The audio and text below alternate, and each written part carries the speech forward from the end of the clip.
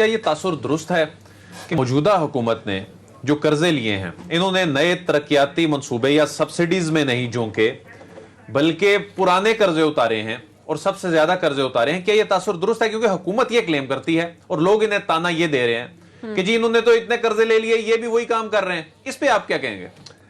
देखें, जब ये आए थे ना तो इन्होंने दो चीजें इनहेरिट की थी। एक किया था जारी खसारा, जो बैरूनी खसारा होता है, वो था 19 अरब डॉलर, ठीक है। और अगर ये बकौल मुस्लिम लीग के उन्होंने बड़ा बेहतरीन काम किया था, अगर ये उसमें मतलब वो उसी लेवल पे चलते तो 19 अरब डॉलर साल का इनको कर्जा लेना पड़ता, ठीक है। दूसरा इन्होंने इनहेरिट किया था 7% बजट का, यानी कि 3-3.25 अरब रुपए मकामी जो बजट खसारा था वो इन्होंने जो है वो इनहेरिट किया था। आज 2021 में जो है 19 अरब डॉलर का जो है वो खत्म हो गया खसारा। 1 अरब डॉलर, 700 मिलियन डॉलर प्रिसाइजली जो है हमारा सरप्लस है। तो अब वो हमें 19 अरब डॉलर कर्जा नहीं लेना पड़ा। अच्छा, पहले साल में पीटीआई की हुकूमत आई तो बाय डेफिनेशन 19 अरब डॉलर कर्जा लेना चाहिए था, लेकिन उन्होंने 10 अरब डॉलर कर्जा लिया। दूसरा साल जो इनका था उसमें 6 अरब डॉलर लिया। तीसरे साल जो अभी हम जिसमें बैठे हैं इसमें 3.2 अरब डॉलर। ये पहली दफा ऐसा हुआ है कि कोई हुकूमत आए उसका पैरामिड ऊपर की तरफ जाता है, हर आने वाले साल में उसका कर्जा बढ़ता है। इन्होंने इस पैरामिड को नीचे उतार दिया। दूसरी तरफ जो बजट खसारा है, बजट खसारे में अगर सूद की अदायगी को हटा दें तो इनका बजट खसारे में नहीं है, सरप्लस में, जिसको इकोनॉमिक्स की जबान में प्राइमरी सरप्लस कहते हैं।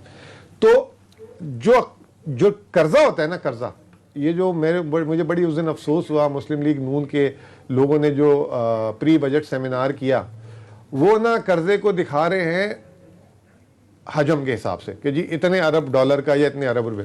कर्जा हमेशा दिखाया जाता है जीडीपी के तनासुब से। वो जो है इस साल कल की आईएमएफ की रिपोर्ट है कि पाकिस्तान दुनिया का वाहिद मुल्क है, इसने बजाय मतलब इंडिया, हम बड़ी इंडिया की मिसाल देते हैं ना, कह रहे हैं इंडिया छोड़े अमेरिका, यूरोपियन ममालिक, हर ममालिक का 10% जीडीपी के तनासुब से कोविड की वजह से कर्जा बढ़ा है और पाकिस्तान का जीडीपी के तनासुब से इस साल कर्जा 0 बढ़ा है।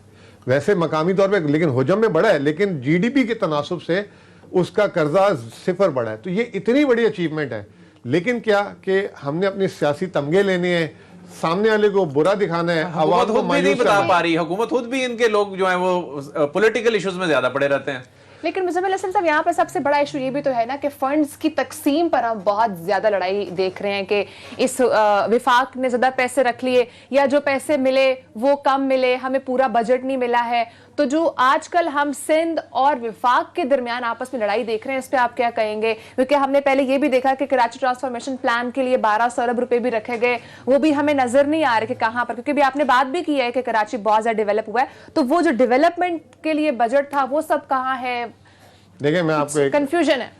पहले आप इसको समझ लें कि ये जो सूबे हैं उनकी आमदनी कहाँ से आती है।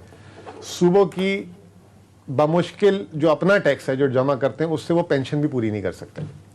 तो सूबे इतने निकम्मे हैं, यानी कि वो बच्चा है खानदान का जिसकी अपनी आमदनी भी नहीं है इतनी कि वो पेंशन दे सके, तनख्वाहें तो दूर की बात है।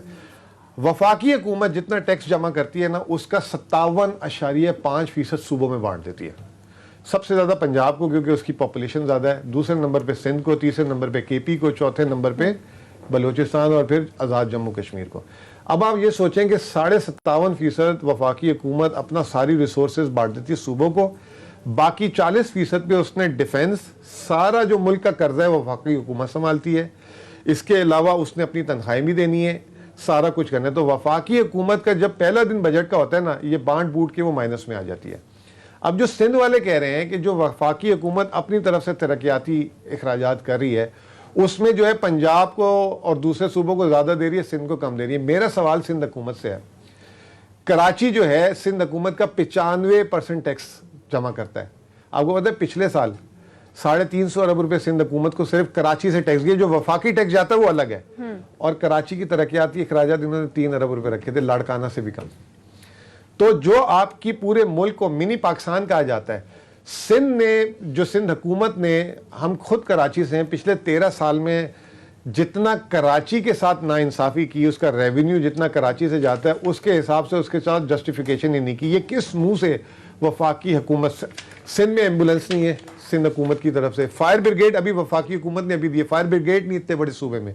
अभी आपने देखा होगा घोटकी में जो वो हुआ है, हादसा हुआ है, तो सिंध हुकूमत के पास एम्बुलेंसेज ही नहीं थी कि वहाँ से लोगों को ट्रांसपोर्ट कर सकें।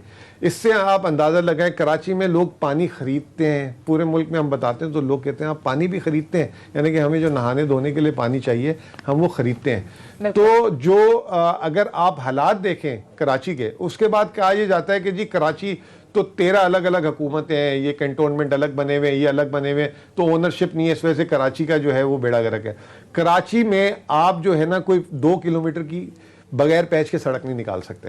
तो पहले सिंध हुकूमत अपने अंदर देखे, वो कहती है 18वीं तरमीम के बाद ये जो है डेवॉल्व हो गया है।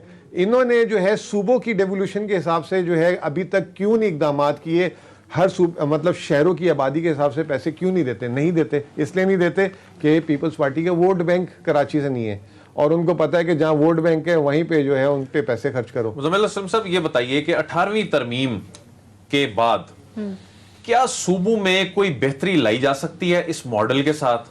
ये सूबे जो हैं बहुत सारी शोबों में, बहुत से शोबों में इनकी इनकॉम्पिटेंस सामने आई है, ये बल्कि इतनी ब्लीडिंग हो रही है, इतनी लीकेज है, जो हम टैक्स इकट्ठा वफाक कर करके कर्जे लेके ये आगे से उड़ा देते हैं। आप क्या समझते हैं कि 18वीं तरमीम ये जो मॉडल है इसमें बड़ी तब्दीली की जरूरत है या यही बेहतर हो जाएगा? देखिए मेरे हिसाब से तो 18वीं तरमीम जो है उसके बाद जो 7 NFC अवार्ड हुआ, ये NFC अवार्ड के हिसाब से जो डिस्ट्रीब्यूशन होती है ना, पाकिस्तान का जो बजट खसारा है वो हमेशा के लिए जो है ना 6-7% पे चला गया है, और जब बुरा साल होता है तो 8-9% पे चला गया है। पाकिस्तान का बजट खसारा जो है वो कभी नीचे आ ही नहीं सकता, तो ये इसका एक सिस्टमेटिक फ्लॉ है। दूसरी चीज़ ये कि 18वीं तरमीम के बाद हमने देखा कि सूबों ने जो है ना एग्रीकल्चर अपने पास कर लिया, और ये 2011-12 के बाद मतलब 18वीं तरमीम हो गई थी।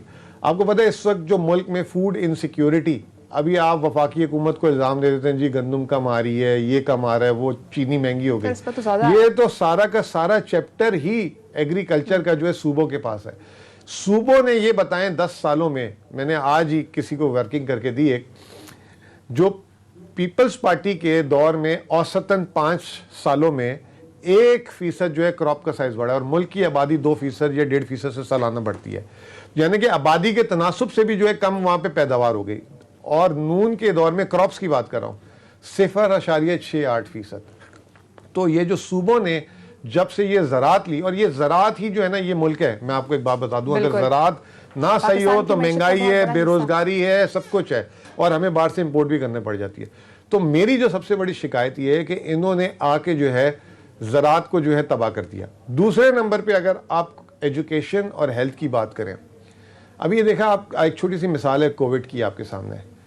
कोविड में किसी एक सूबे ने 1 रुपए की वैक्सीन अपनी तरफ से नहीं दी, और जब कोविड था तो लॉकडाउन लगा तो वफाकी हुकूमत ने ही जो है 12,000 रुपए के हिसाब से लोगों को पैसे